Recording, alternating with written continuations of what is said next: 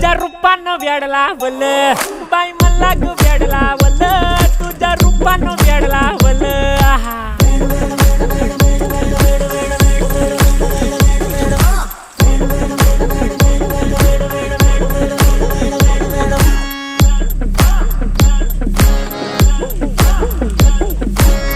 झालो काम सारं सोडून आलो मी चाल तुझी मस्त म्हणे मला फॉलो मी काय करू टू मला कळना ड्रीम करतो आणि काही दिसना काही सुचना